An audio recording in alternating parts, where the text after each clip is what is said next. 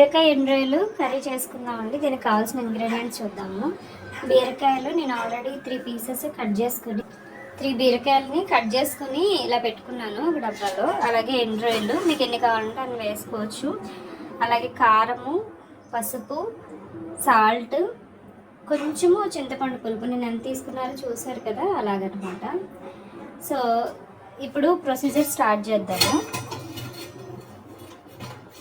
Already ఒక curry చేశాను, దాంట్లోనే పెట్టేస్తున్నాను. ఇలాగా ముందు స్టవ్ ఆన్ చేసుకుని ఆయిల్ వేద్దాము. దీంట్లో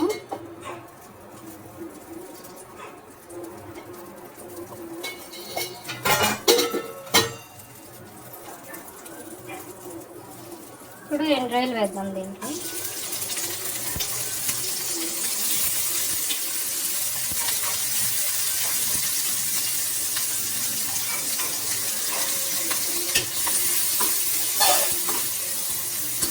ఎండ్రాయిలు వేస్తూ ఉన్నాయి కదా,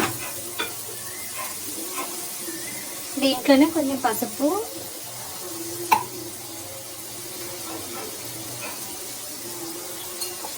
సాల్ట్ వేద్దాం.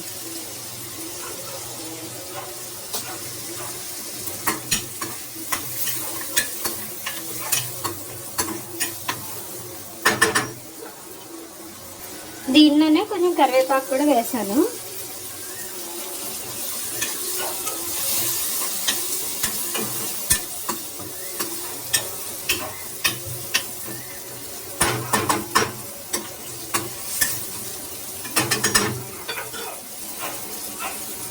ఈ ఎండ్రాయిలు కొంచెం వేగిన తర్వాత బీరకాయ పీసెస్ కూడా వేసేద్దాము.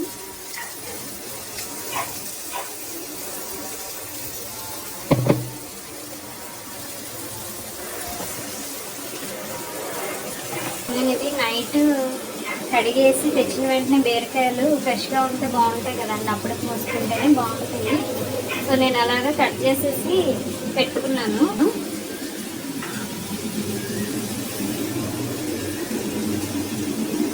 ఇలా వేసిన తర్వాత కొంచెం తిప్పేసి మూత పెట్టేసుకున్నాను.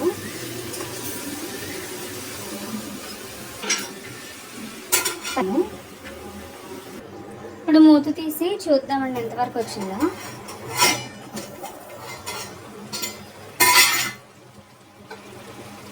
ఇలా ఉడుకుతుంది కదా, ఇప్పుడు దీంట్లో మనము కొంచెము కారం వేద్దాము.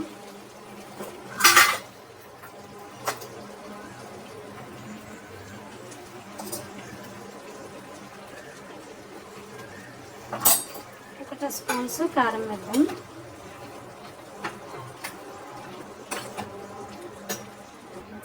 ఇప్పుడు మూత తీసి చూద్దామండి ఎంతవరకు వచ్చిందో. కారం వేసేసి ఇలా కలిపేసాం కదా, ఇప్పుడు దీంట్లో కొంచెం చింతపండు పులుపు ఆల్రెడీ నానబెట్టుకున్నాం కదా, అది వేసేద్దాము. నానబెట్టేసి ఇలాగా వేసేసి వాటర్ ఇంకేంత వరకు కూడా మనము మగ్గిస్తే సరిపోతుంది. వాటర్ ఇంకాలి ఫుల్గా ఇంకి బీరకాయ మెత్తబడేంత వరకు ఉడికించుకోవాలి. చూద్దామండి ఎంతవరకు వచ్చిందో ఒకసారి ఓపెన్ చేసి చూద్దాము. ఇదిగోండి ఇలా వచ్చింది కదా, కొంచెం గ్రేవీగా ఉంటుంది. ఎలా అయినా ఉంచుకోవచ్చు, మొత్తం వాటర్ అంతా ఇంకిపోయేంత వరకు ఉంచుకోవచ్చు. నేను ఎలా ఉంచేస్తున్నాను, ఇదైతే చాలా టేస్టీగా ఉంటుంది. సో నేను ఇంకా స్టవ్ ఆఫ్ చేసేస్తున్నా.